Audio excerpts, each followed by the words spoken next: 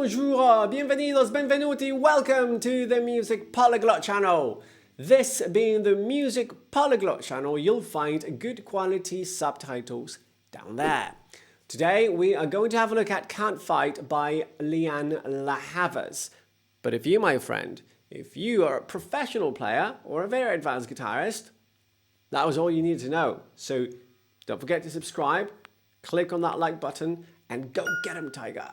For the rest of us, let's break everything down in a close-up.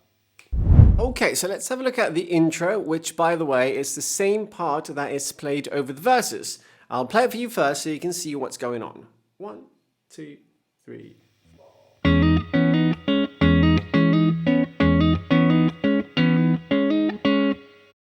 That's the sequence. Let me do it slower. 1, 2, 3, 4.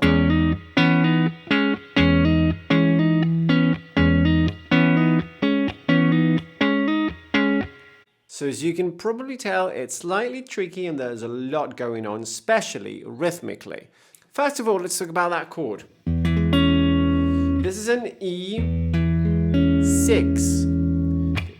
So what you need to do is you need to bring your index up to the 6th fret and double stop, so partially bar, strings 3 and 4. Then with finger 2, you want to play the 7th fret of the A string, which gives you an E. And then you're going to be playing the open low E as well. That's E6.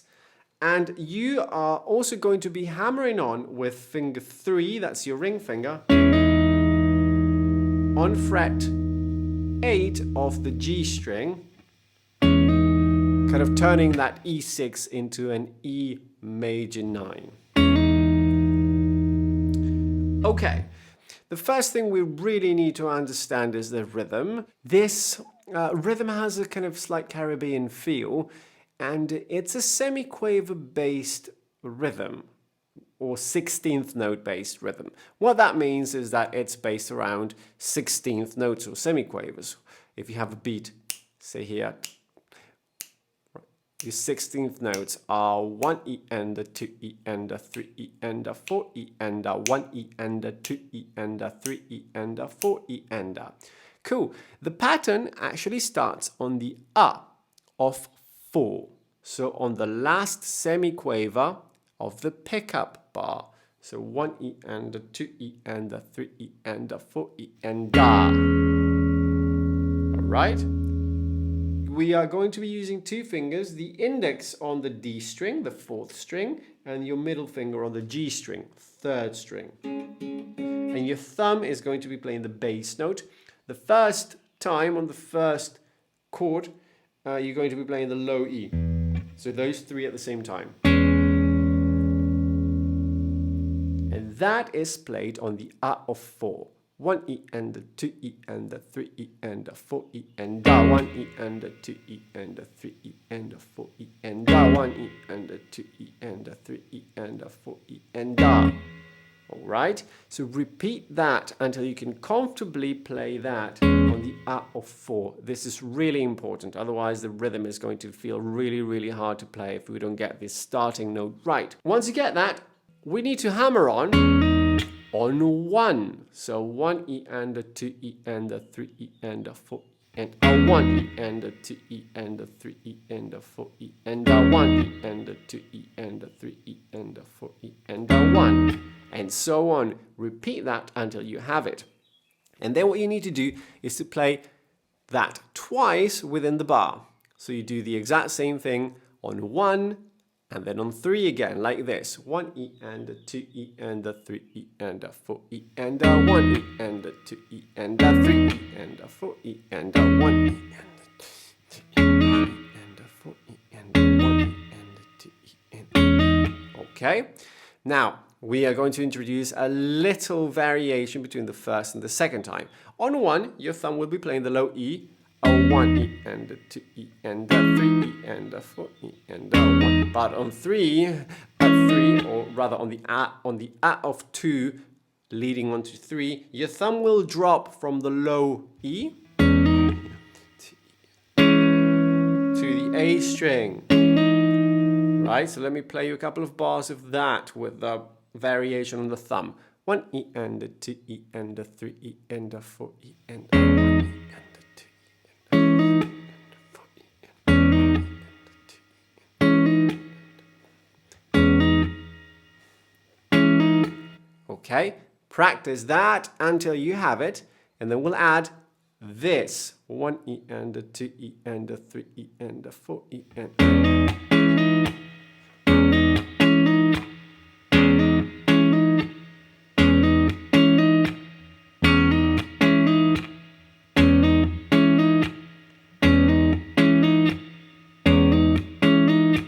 Okay, so what are we doing?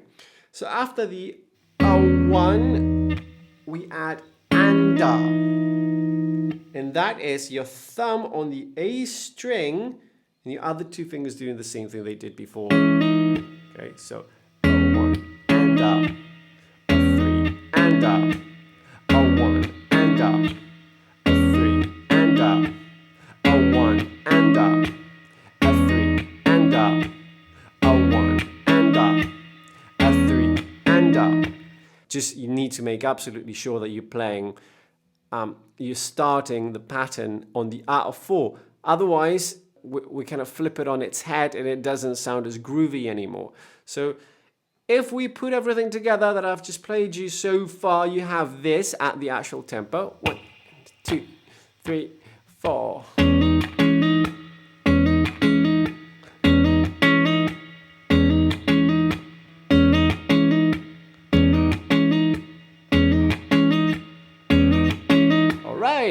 So you might have noticed that we have a last couple of notes missing here. Those will happen on the E of 2 and the E of 4. And let me show you what I mean. That and that one. Now that is exactly the same both times, and it's just the index and the middle playing the 3rd and 4th strings. So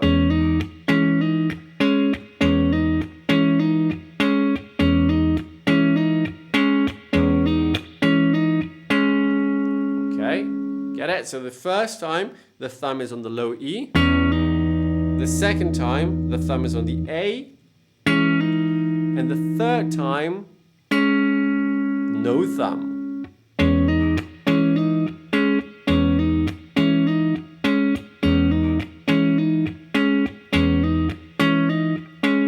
If you make sure that you start on the out of 4 and that you land with the hammer on the beat, you'll have that really cool little rhythm and groove going like this. 1, 2, 3, 4.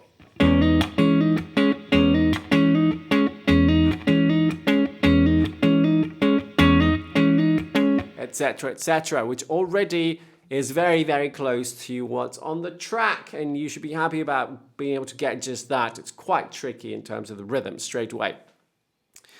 But oh wait, there is more, because that's not everything that happens. There's one extra little note that complicates things hugely. So don't feel like you absolutely must get this part that I'm going to show you next, but you know, I feel it's my duty to show you the whole thing as it sounds on the record. So let me add this pinky business. It's exactly the same rhythm, but the pinky comes on to the 9th fret of the D string sometimes. We'll break down as to what I mean by sometimes, but this is what it sounds like. 3, 4.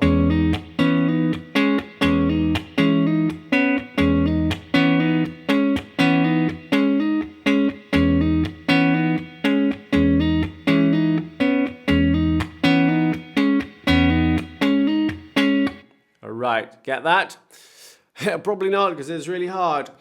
So what happens is, we know how on the first note we pluck with thumb, index and middle, right? And then we hammer on with finger 3. All right. On the second set, we add the pinky on the 9th fret of the D string. Remember that the thumb will drop to the A string. And obviously we have that 3rd finger still playing the hammer on. So the same as before, but we are adding the pinky on the 9th fret of the D string. Right? So just up to that point slowly, that would be. Okay. And then the pinky and the third finger come off together. That's the first time through. Here he goes again. All right. The second time is slightly different in that the first and second chord plucks are both without the pinky, and the pinky comes on as the third finger comes off. Yeah, just to make it harder. So, okay, so both first and second times together.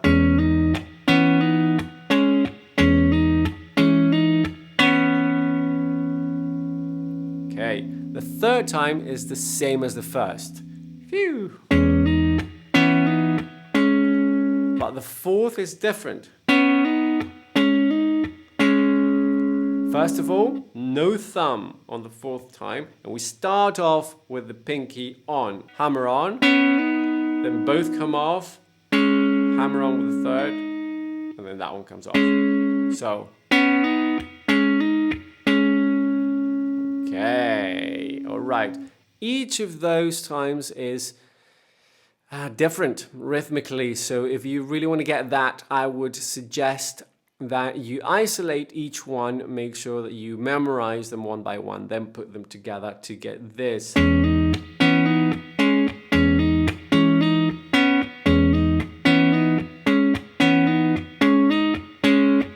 Okay, that's what it is. Up to tempo and with the beat where it's supposed to be. 1, 2 E and a 3 E and a 4 E and.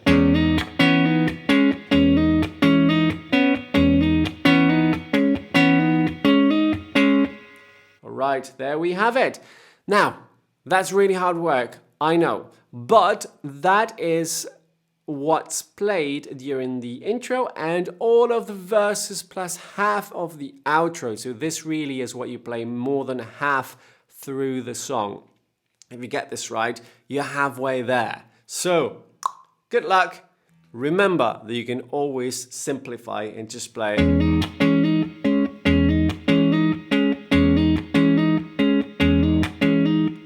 Right? That's a lot easier. Maybe start off by getting that, and then if you feel like you want to go a bit further, then think about the pinky. But don't make your life harder straight away from the beginning.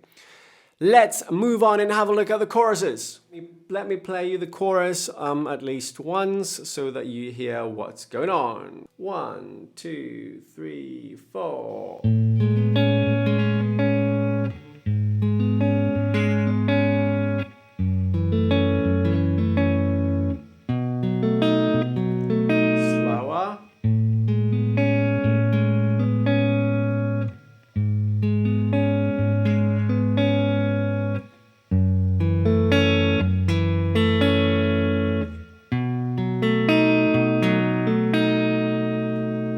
Okay, let's look at those chords. Chord number 1. This is an A major 9. Okay, so I'll show you two ways of playing this chord. The first is the way Lianne plays it. So what she does is third finger on the low E string 5th fret. That's your bass note. Then the pinky on the 6th fret of the D string. That's your major 7. Then your third finger on the 4th string of the G string. That's your 9. And then your index on the 2nd fret. Yes, 2nd fret. There's a big gap here. 2nd fret of the B string. Right, and by now you're probably going, what? Oh my God, how could you play that? And yeah, I know, it's a little bit of a stretch. But that's the first chord. Chord number 2. Now for chord number 2, the only thing that changes is that the bass note comes down a semitone, so it comes down a fret. She actually literally brings her third finger down a fret and keeps everything the same. I can't do that. So I swap over fingers 2 and 3, leaving the index and the pinky where they were before. Yeah, which is even more of a stretch because you have one empty fret here, the 5th fret is empty, and so is the 3rd, so it's a really, really stretchy sort of shape. Again, there is an easier way to play this, which I'll show you in a second. I just want you to show you the way Lianne plays these chords first. Then she comes down to an F sharp minor 7. Right, nice and easy. We have all 4 fingers on the 2nd fret. And then we have a B7, kind of your standard A shape. Right. Now, luckily for us, those are the only 4 chords in the choruses. But I said that there's an easier way to play this A major 9. So what you have to do is you need to come down and have pinky and 3rd fingers on the 6th fret of the G and the D string. Right? And we're going to be playing the open A as the bass note. Then the thumb plays the D string again. Then I'm talking about the right hand now, with your middle finger you play the B string. And then with the index you play the G string. Right, so slow. Right, thumb, middle, index. And I'm in the middle strings only. Right, so that would be the first chord. It's exactly the same in terms of note to what she plays.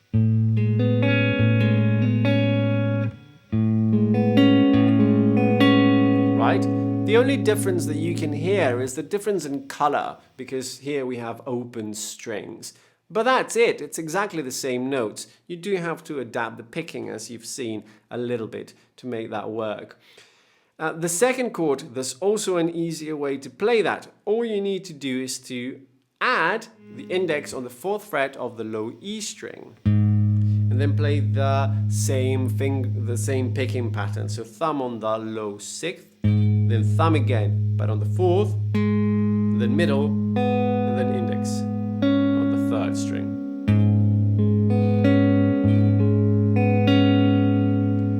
Right? And then the last 2 chords, well, they're not hard, so you would play them exactly the same way. So this easier way would be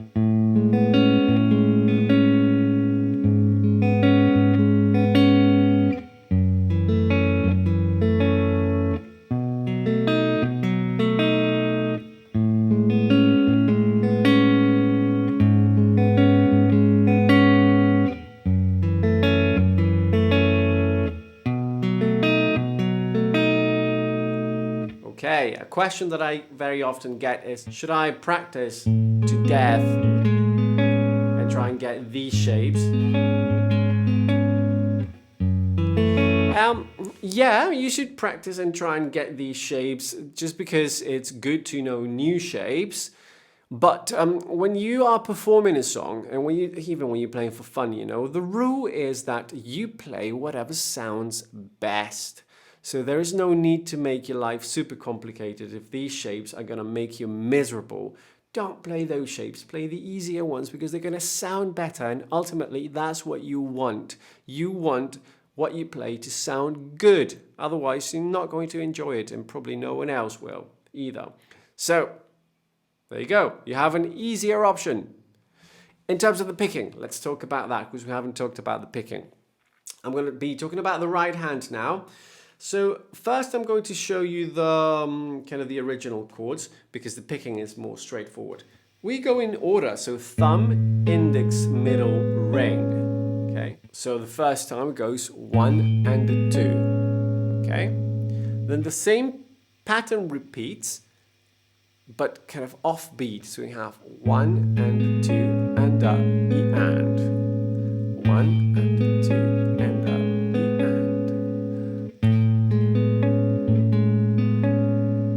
Right. Now that is the pattern throughout. The exact same thing on all those chords.